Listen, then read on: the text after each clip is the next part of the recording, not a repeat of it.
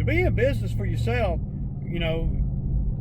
if you just let it all hang out and just pay for whatever comes up and don't, monitor and fix things yourself, then you're going to have to work a lot harder than a guy like me. You are. You're going to have to work a lot harder.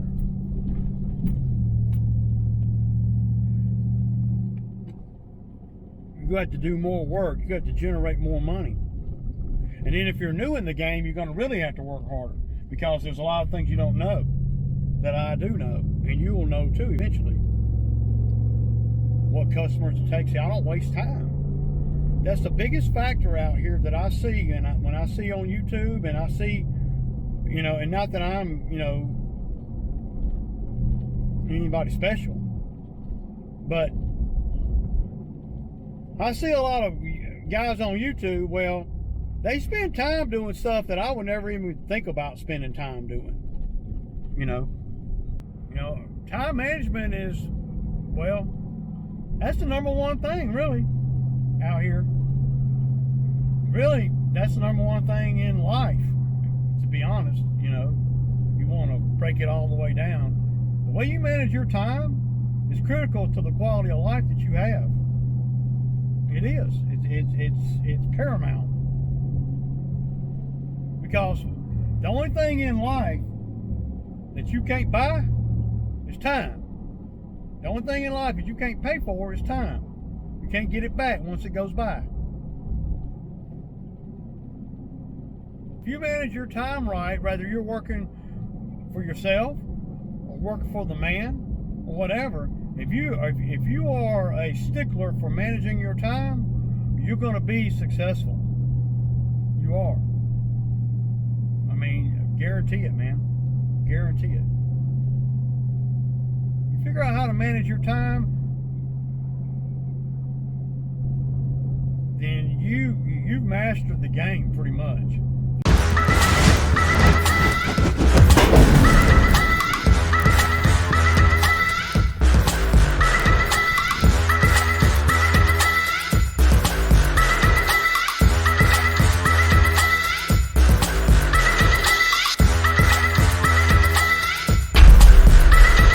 Okay, y'all, good morning. Tuesday morning, and yeah, Zach made it. He parked the truck at my mechanic shop, so he got a ride there. Probably easier to get a ride there than to my house. And he's already at the first one. It's 8:30. So I got the little mower, and I was loading the little mower up, and it was sputtering and kicking and sputtering, and I'm thinking, man, water done got in the fuel line or something, man, because it was, it wouldn't hardly even run. So I got to looking at it, and I tapped the fuel filter. This is on the little X-Mart. It's got a fuel filter. I tapped the fuel filter, and the fuel filter broke. I do have a shut-off valve on it. So, I'm probably going to let's let all that gas, there's not much gas in it, just let all that gas out. But I got to find a fuel filter that's small, a tiny one. If I can't find a fuel filter, dude, I don't know. I'm going to have to buy a,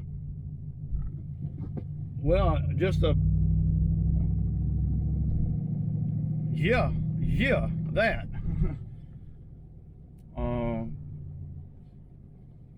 Because that's going to determine, if I don't find a fuel filter, that's going to determine how we do these yards. Because the one that we're going to now, that after the first one that Zach's doing now, that's the one where we need to push mower, and that's the only one we need to push mower. And if that's the case, then we're not gonna be able to do it, because so I'm gonna pull up. I'm gonna try two places. I'm gonna try the little hardware store right here, and then of course I'll try the automotive place. Well, there's actually 3 places that are on the way to that job, but yesterday we did really good. Zach did really good yesterday. There is a certain comfort level, I'll admit, to having Zach out here, because he knows all the properties. And that creates a you know, I don't know, a comfortable spot for Ray Ray. But I got the surging mower on the rear of the trailer, so that's going to be the first mower that I use today, and we're going to use it until it starts surging. And I said until it starts surging, because I got a feeling it's going to start surging. But I can't really do anything until I get this fuel filter. Any of the automotive places, then we're going to have to, well, we're going to have to go on and do the rest of the route where I'm going down into the city of Fayetteville, and I know I can find one down there somewhere, you know. I hope they're open over here. I think they are. You know, it seems like every day I got to deal with something early in the morning, man, where I'm getting all nasty and stuff before the day even starts, man. Yeah. So there's a little bit of fuel. So I got the fuel filter, and I put it on the mower. I mean, it's running better, but I think there's water in the fuel. So I'm going to drain the fuel out. There's only about 2 cups in there, so yeah. But that makes it where I got to stop and get fuel, so I'm gonna put premium in it and just go from there. And you know, those little mowers, man, they're pretty stout, man. I mean, there's just so much going on, man. I got, you know, I had the electrician at the house, and I did do a lot of the leg work. I just hope I did the leg work right, you know. We're gonna put some high test in it, and usually in the mowers, y'all, I don't normally run ethanol free. I'll run premium. Now, you know, when the prices of gas was so high, I didn't, but I always go into the season, you know, trying to run premium and everything. And that little mower's been sitting for 2 months, and you know, we didn't winterize it or nothing. We ain't had no freaking winter, man. So, you know,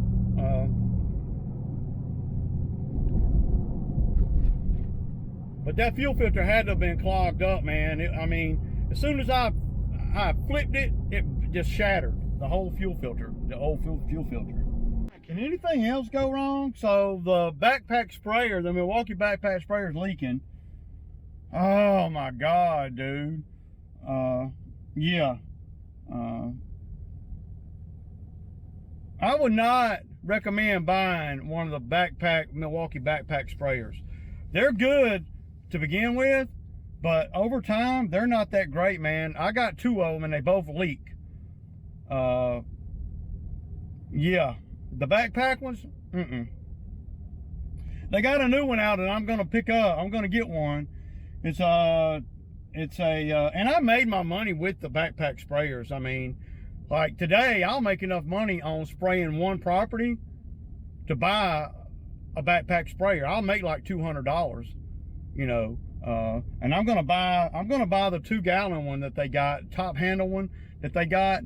I think they learned from the backpack one, you know, that well, it's hard to stop it from leaking over time. You know, of course, the first, you know, year it did fine, but you know, putting chemicals in it and maybe not always rinsing it out like I'm supposed to, and all that, you know, I'll take that, you know. So yeah. So I filled the little mower up with high test. Also, you know, I got the X mark on here that surging. So I put fuel in it, and of course it was trying to that thing was trying to suck up $35-40 worth of fuel. You know, it must have been pretty empty. I know I usually don't take these mowers to the shop when they're full of fuel, but sometimes, you know, yeah. So I put some high test in it, some high test in the little mower, and now we're going to work. See, 9 o'clock, y'all, and I ain't done nothing but just put out fires. See, a lot of these things are avoidable. You know, when I look in the mirror, you know, they're avoidable, but you don't really, like, there's so many things that can go wrong out here, little stuff that can just really hold you up. You know, if I'd have got to the job over here and I'd have cranked that mower up, and you know, the little mower, and it is spitting and sputtering like it was, and then I would have grabbed the fuel line to make sure it's getting fuel, and I would have broke the fuel filter, and then I would have been down. It would have taken me an hour and a half or so to go to this parts store, get the fuel filter, and come back, put it on, and continue on. But see, by the fact that I'm at home looking at it, I'm able to do all and noticing these things. You know, it ain't, it ain't the time that it ain't what you make good time on, it's what you don't waste time on too. So, same as money, you know. So, the little mower ought to be good to go. It was spitting and sputtering pretty hardcore, man, where it looked like it was just trying to run off freaking water. And, you know, the big thing is we need to get these two over here done, these two big ones. Everything else is gravy. But these two big ones, they got to get done today, because I put them off from last week. So, and they pay more, you know. I'm going to use the backpack sprayer over here just because I have to. But today, when I get over here and I get everything going, I'm going to jump online and I'm going to make sure that Fayetteville has one of those 2-gallon M12 sprayers. It's like $199. You got the sprayer, you got a battery, and you got a charger, another freaking charger, like I need another one. But I got a bunch of M12 batteries, and M18. I got like 8 M12 batteries and like 12 or 13 of the M18 batteries. So, but some of the batteries, the M18 batteries, are getting wore out. I've had them for a couple years now, and we use them big time. So, I'm really considering, y'all, and y'all let me know what y'all think, man. I'm really considering buying, for the season, for the business, buying one of those Milwaukee 21-inch mowers with the battery pack mowers. They say they're really good. Now, we don't cut enough big, push mowing areas. We don't cut enough of that to justify me spending another $2,500 on an X-Mark 30. And I'm not trying to take on those either. We don't want to do that. You can have a business out here like I got, and you don't have to cut, you don't have to push nothing, you know. Now in the beginning, you're going to be pushing because, well, guys like me got all the good yards. But the longer you're in business, well, you can pick and choose what jobs you take on. And as long as you can do that, then you're gold. So, because then it gets on the grass and it'll kill the grass. You can't have that, man. It's unacceptable. All right. Oh, you ready for another season? Yeah. 15. What's that the address? So it's the same one I always go to. You know me. Wentworth. Okay. I'm ready, ain't you? She's cool to sell. It feels pretty good to get back on there, but yesterday, I know the video yesterday I was talking about the ride was Zach. I really, I don't mean to sound so negative, because Zach does a really good job, man, and I really want him to stay out here with me. I really do. I feel real comfortable with him out here.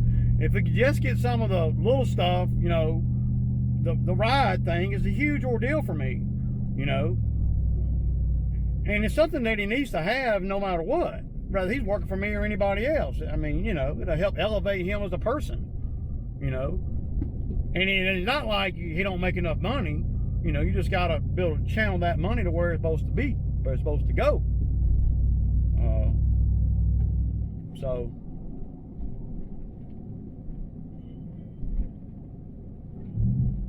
and see, Zach knows all the properties, and that gives me a lot of comfort, man. A lot. If I have to train somebody on these properties, then that's not a good thing. So, see, yeah. See, we're doing it. The pampas grass ain't that bad, man. We'll do that next time. I ain't got time today. I'm trying to get everybody corralled, right? He wanted us to see the customers that the way these customers do. Not all of them, and especially not my favorite customer of all, which is one of the ones right here. But the other one I do over here. See, what he's new to me. I've been doing the property for 10 years, but he's new to me because he just bought the property 2 years ago. What the hell is that? What is that? Oh, that's an office chair. But see, by them just buying the property, see, he's not putting me in the best scenario to win. You know, you know, I've been over here to the other lady's house like 3 times, and I haven't been to his house once. And now he's wanting me to come do all this stuff. And see, I don't like to roll like that. That's how come I can do so many properties, because I don't overwhelm myself with any one property, if that makes sense. This is the surging mower. Y'all see it, man. And we're gonna see if the surge is right. I'm gonna take y'all with me. We got to cut. We're gonna be cutting this one, but I got to cut the backyard of this one, which is like a football field. So y'all see, this is the engine, and the engine, like I said, only has like 700 hours on it. So yeah, fuel injected, got the twills, everything. The deck on it is second to none, because I rebuilt the deck. And it's a smooth running mower, man. Yeah, so here we go.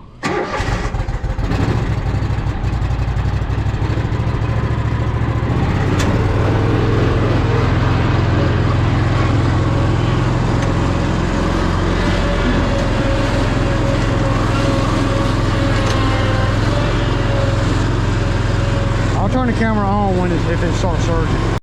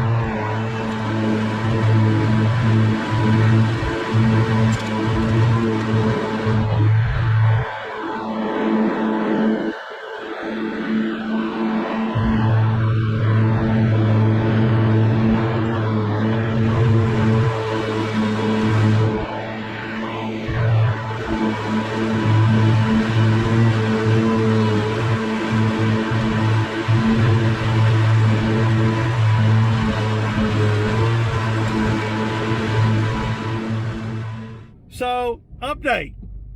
The mower's not surging, y'all. Man, I don't need to go this way. I need to turn around, dude. I need to go that way.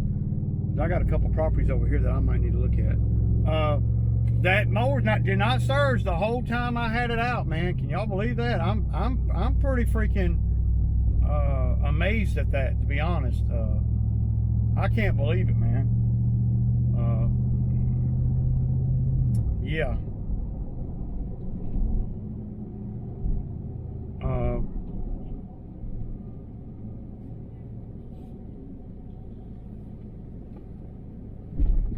But we're deep in the route now. I mean, we are we're cooking with gas, really, man. It's 11:15, dude, and we at shit 230, 330, 380, 420. We're at $420, man. Got a little more expensive today. I'm going to Home Depot. I ordered and paid for one of those top handle 2-gallon Milwaukee sprayers. So, but I'm gonna make enough money on the on that 1 yard, just the spraying alone, because to pay for the sprayer. And that's how I end up with a lot of tools, y'all, is because I, you know, do work, and then I see a tool that I can make that work easier, and then I'll charge for that work, right?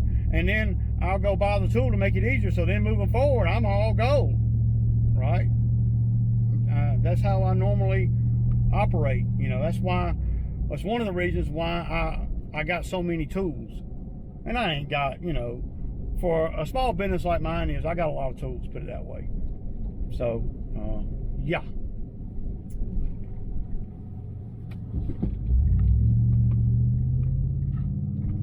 But I'm stoked, man, that mower's running so good. I ain't getting my hopes up too freaking high. But I'm pretty freaking stoked about that, man. That's pretty sweet, dude. You know, running like a champ. See, if that mower runs good, then well, you know, I had to reassess everything.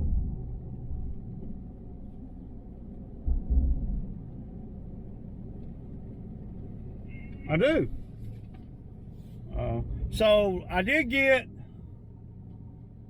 well, I got about 3 or 4 people interested in the Ferris. Well, they're messaging me about it, right? So I don't know, as much as, you know, and you know, you never know, man. I'm that dude, man. That if this X-Mart has stopped surging, and I don't have to buy a mower, I fuck around and keep that damn Ferris. I mean, just FYI, I don't have to have the money for the Ferris. I'm not in need of money. If I was, I would tell you, I'm not in need of money for the Ferris. I mean, I'm that dude that I just don't like to have equipment that, for whatever reason, I deem is not being used enough to justify the money that it's keeping in the street, the value of it, right? So, you know, and that's just a decision that I make based on my experience and based on what I want to do.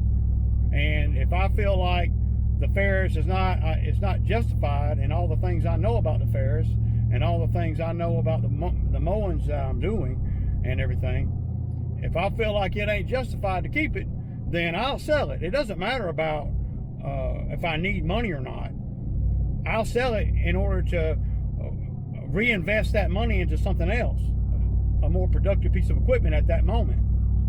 And that keeps me from dipping into my savings and keeps me from having a bunch of equipment that I don't use either. I got enough equipment. So, all right, y'all see it, man. Paid for by one job that I did this morning. Okay, y'all, so there's some more work right there, man. Look at that. It's pretty big.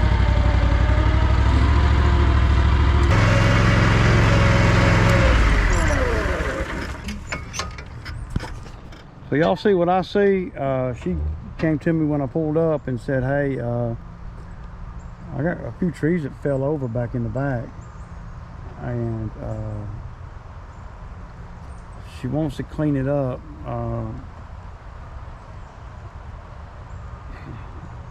Dude,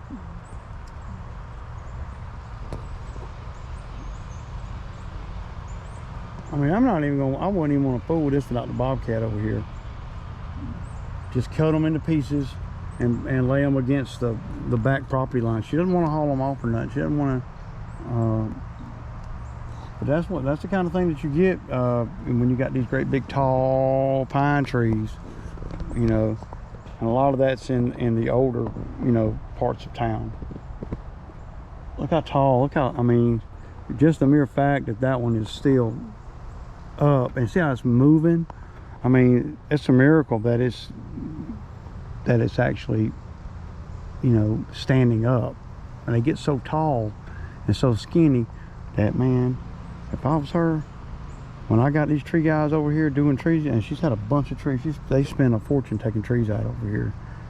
When I had the tree guys over here, I'd be trying to work a deal with them. Hey, take out as many as you can, you know, while y'all are here. Even if they couldn't clean it up, just get them down, and then come back and address cleaning them up later. You know, when you got contractors, especially tree guys coming out, and you're paying them to take the tree out back here and then pick it up, clean it up, or whatever. Well, they probably charge just as much to clean it up as they do to get it down. But if you can just get them on the ground, then you can hire somebody else to you know, as your pocket sees fit. All right, y'all. So we got done with them two. The pollen is terrible, man. Yeah. So the last one that we did, you know, one of those two, he didn't want me to do it a few months ago, and he came out with saying, well, man, it doesn't look as good as it usually does. I said, I know, because we're doing a leaf cleanup from the last time that we didn't get to do it, remember? I was like, well, it was just too wet that day. And I'm like, dude, we did the one next door. I said, so, you know, I said, I'm not going to be over here twice as long for the same money. You know, when I came down here, you know, and did, I mean, it's about time before I either quit him or he fires me. It don't even matter, man. I don't even give a damn. He don't know how close he is on the verge of me dropping him. You know, somebody else can do it. But see, the only reason why I hadn't dropped him is because I do the neighbors. You know, and she's good people. She's the one with all those trees in the backyard that done got blowed over.